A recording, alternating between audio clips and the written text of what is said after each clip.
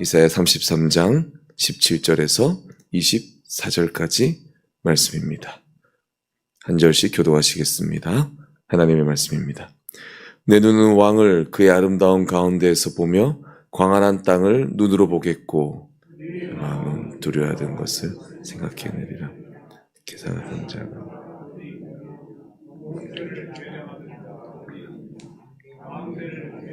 자가 어디 있느냐? 내가 강포한 백성을 보지 아니하리라. 그 백성은 방언이 어려워 내가 알아듣지 못하며 말이 이상하여 내가 깨닫지 못하는 자니라. 절기에 시온성을 보라. 내 눈이 안정된 초소인 예루살렘을 보리니 그것은 옮겨지지 아니할 장막이라. 그 말뚝이 영영이 뽑히지 아니할 것이요 그 줄이 하나도 끊어지지 아니할 것이며 여호와는 거기에 위험 중에 우리와 함께 계시리니 그곳에는 여러 강과 큰 호수가 있으나 노젓는 배나 큰 배가 통행하지 못하리라. 대저 여호와는 우리 재판장이시요 여호와는 우리에게 율법을 세우시니요 여호와는 우리의 왕이시니 그가 우리를 구원하실 것입니다. 내 돛대줄이 풀렸으니 돛대의 밑을 튼튼히 하지 못하였고 돛을 달지 못하였느니라. 때가 되면 많은 재물을 탈취하여 나누리니 저는 자도 그 재물을 취할 것이며 거주민은 내가 병들은 나라 하지 아니할 것이라.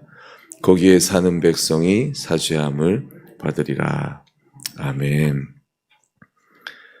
선지자는 이제 계속해서 이 앞에서 말한 이 경건한 이들 택한 백성은 하나님의 진노를 두려워할 필요가 없다.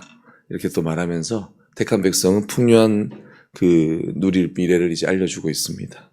이 아름다움, 오늘 보시면 본문에 17절에 아름다움이라 되어 있는데 이거는 영광으로도 번역을 합니다. 70인역은 왜 영광이라 번역하는가? 하나님의 임재는 아름다우시면서 우리에게 영광으로 임하시기 때문이죠. 이 영광 가운데 오늘 17절에서 광활함과 풍성함을 우리에게 주심을 바로 시작하고 있다는 것이죠. 18절에 보시면 내 마음은 두려워하던 것을 생각해내리라. 계산하던 자가 어디 있느냐?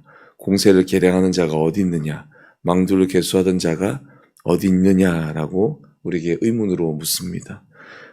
마치 그 너희를 억누르던 자는 어디 있느냐? 너희 원수는 어디 있느냐라고 묻는 다른 본문과 같이 하나님께서 바로 이 택한 백성을 공격하고 계략을 꾸미던 모든 자들이 어디 있느냐라고 의문을 통해서 하나님께서 이미 다 물리치셨다. 또 하나님께서 지켜주실 것이다 라고 하나님께서 우리에게 확신을 주는 바로 강조로 말하고 계십니다. 그래서 하나님은 우리를 보호하실 것이다 라고 오늘 본문에서 이어 말하고 있으시죠. 하나님께서는 선지자를 통해서 이 예루살렘을 옮겨지지 아니할 장막이다 라고 이렇게 표현을 하십니다. 20절에 나와 있죠. 그 말뚝이 영영이 뽑히지 아니하고 줄도 하나도 끊어지지 아니할 것이다 라고 또 강조하십니다. 이 많은 이 비유와 은유의 표현들 통해서 하나님은 우리에게 무엇을 주시는가? 확신을 주신다는 거죠.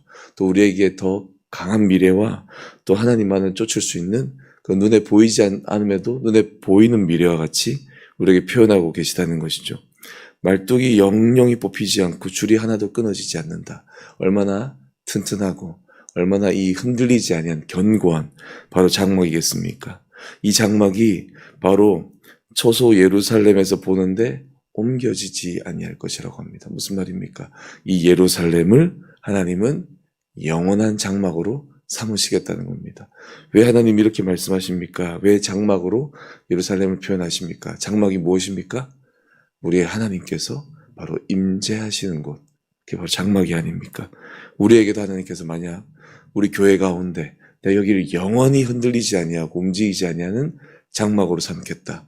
말뚝도 줄 하나도 안 끊어질 것이다 하면서 여기를 튼튼하고 견고한 장막으로, 즉 내가 여기에 영원히 임재하겠다고 말씀하시면 그보다 더 큰 우리에게 주는 안도감이 어디 있겠습니까? 그렇죠?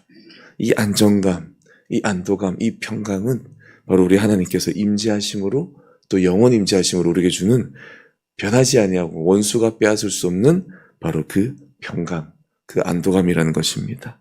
여기 본문에서 하나님은 우리에게, 특히 유다에게 하나님은 내가 너를 보호하리니 아무 걱정하지 말라고 말씀하십니다. 특별히 유다 주변에는 아수르가 있었고 이 북이스라엘을 멸망시키는 무서운 나라와 함께 또 밑에는 애굽이 있었습니다. 즉 주변에 강대국이 있음에도 불구하고 하나님은 그렇게 말씀하시며 특별히 하나님이 임재하시는 이 예루살렘, 이 남유다를 어떻게 보호하실 것인가를 계속 이어서 자세히 말씀하신다는 거지요. 21절에 보시면 여호와는 거기에 위험 중에 우리와 함께 계시리니 라고 뚜렷하게 말씀하시며 하나님이 우리와 함께 하실 때 어떻게 되는가?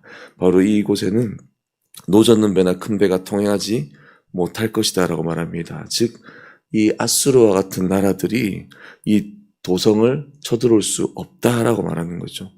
천혜의 요새와 같이 여러 강과 큰 호수가 있어서 천혜의 요새와 같은 모습으로, 즉 강과 호수가 둘러싸고 있어서 어떤 배도, 노젓는 배도, 즉 작은 배도 또는 큰 배도, 어떤 배도 이를 공격할 수 없고 통행조차 어렵게 아주 견고한 요새로 하나님이 만들어 주신다는 겁니다. 어디를요? 예루살렘을 말입니다. 근데 예루살렘은 실제로 여러 강과 큰 호수로 둘러싸여 있지는 않습니다. 그렇죠? 이 지형이 그런 모양은 아니죠. 근데 왜 그렇게 말씀하시는가? 그 당시에 이 가장 큰 도시였던 바로 바벨론, 아수르의 바벨론이나 또는 애굽의 테베와 같은 이 강대국의 수도는 바로 이러한 구조를 가지고 있었기 때문입니다. 바로 이 대표적인 바벨론과 테베는 큰 강과 호수로 둘러싸여 있는 천혜의 요새였습니다. 바로 이 강력한 나라의 수도를 빗대어서 하나님은 은유로 이 표현을 하고 계신 겁니다. 무슨 말입니까? 실제로 예루살렘에는 큰 강과 호수가 둘러치고 있는 요새가 아니지만 우리 하나님께서 임재하시면, 하나님이 함께 하시면 그 나라들의 강한 수도보다 더 내가 지키실 거다, 내가 지켜줄 거다라고 말씀하신다는 거죠. 하나님의 이 은유는 참으로 우리를 확신을 주신다는 겁니다. 이제 22절로 이어집니다. 그런 하나님이 누구신가? 이렇게 예루살렘을 강력하게 지키신 하나님이 누구신가? 세 가지로 표현합니다. 우리를 친히 보호하신 하나님은 첫째로 우리의 재판장이 되신다는 겁니다. 두 번째로 또 우리 여호와 하나님은 우리에게 율법을 세우시니 즉 선지자이시라는 겁니다. 세 번째로 누구십니까? 여호와는 우리의 왕이라고 말씀하십니다. 그리고 이 모든 걸 다 통틀어서 우리를 구원하시는 우리의 구원주 되신다라고 바로 이사야를 통하여 남유다에게, 예루살렘에게 선포하고 있는 것입니다. 이게 무슨 말입니까?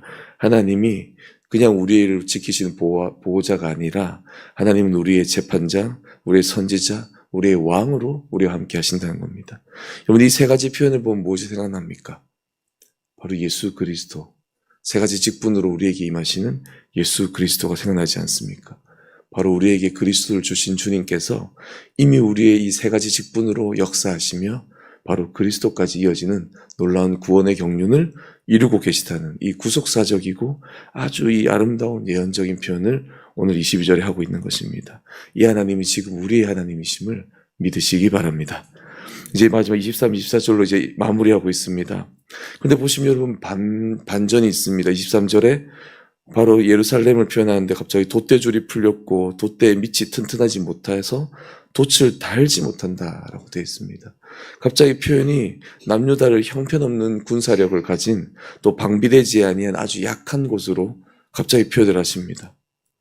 이 표현을 보고 일부 신학자들은 아수르의 배다라고 하지만 아무리 봐도 다릅니다. 아수르의 배와 이미 남성, 여성 명사부터 다르고 문법적으로 다르고 완전히 다르게 표현하고 있다는 것이죠. 무슨 말입니까? 결국 예루살렘을 이 돛대가 약하지 못하고 밑이 튼튼하지 못하고 돛을 달지 못하는 아주 약한 허술하고 치명적인 약점을 가진 바로 상태를 너가 가지고 있다라고 갑자기 말씀하신다는 거죠. 왜 선지자를 통하여 이 남유다가 예루살렘이 이렇게 약하다라고 표현을 하고 있으실까요? 그 이유는 바로 그 뒤에 때가 되면이라는 구절 때문입니다. 23절 중반부에 보시면 때가 되면 많은 재물을 탈취하여 나누리니 심지어 저는 자도 그 재물을 취한다라고 표현하고 있습니다. 그러니까 이스라엘의 예루살렘이 아무리 약한 자조차도 그 재물을 취할 정도로 이스라엘의 완전한 승리를 이방 나라들을 완전히 취할 것이다 라고, 모든 백성이 취할 것이다 라고 표현을 한다는 것이죠. 그럼 이렇게 약한 나라가 많은 재물을 취하는 것 사이에 뭐가 있습니까? 때가 되면 이루게 할 거라는 겁니다. 무슨 말입니까? 우리를 바라보면 정말 약하고 하나님이 이렇게 역사하심에도 우리는 약하고 우리는 하나님 앞에 등을 돌리거나 그런 모습을 보이죠. 그럼에도 불구하고 너희가 그렇게 약할지라도 나는 너희를 향한 분명한 계획이 있고 분명한 때가 있다. 내가 그렇게 때가 되면 일할 것이다 라고 말씀하시는 겁니다. 하나님 이렇게 보호자로 우리에게 역사하실 때 그럼에도 불구하고 너희는 약할 것이다. 하지만 때가 되면 너희는 모든 열방 가운데 가장 강한 나라로 내가 삼을 것이다 라고 하나님 만드시는 겁니다. 바로 그것을 하나님의 역사하심과 일하심에 우리의 모든 것이 달려있다라고 표현하고 계신 거죠. 그렇게 하면서 하나님은 24절의 말씀을 통하여 바로 이사야의 입술을 통하여 우리에게 또 마무리를 하십니다.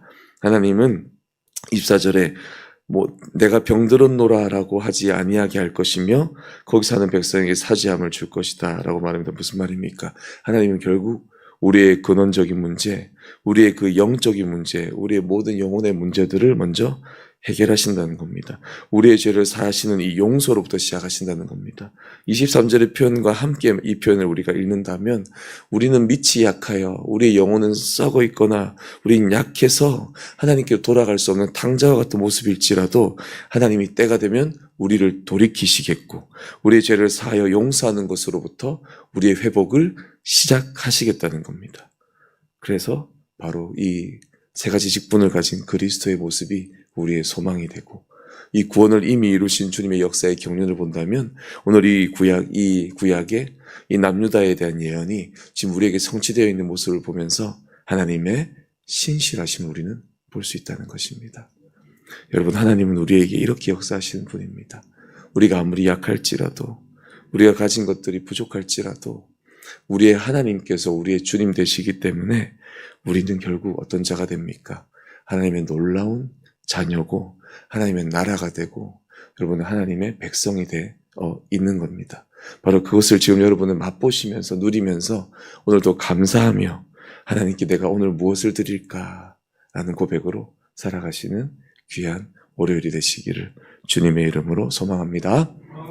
주님 감사합니다. 우리에게 오늘도 귀한 말씀을 허락하시고 이사야의 입술을 통하여 남유다에게 주신 이 말씀이 주님 우리가 약하고 심지어 우리의 밑둥이 썩어 있을지라도 하나님 우리에게 새로운 뿌리를 주시고 결국 약한 이스라엘에게 그리스도가 나오게 된 것처럼 약한 우리를 통하여 주님 귀한 생명이 나오게 하시는 그 놀라운 주님의 구원의 역사가 지금 우리에게도 임하여 있사오니 주님 오늘도 주님 일하여 주시옵소서.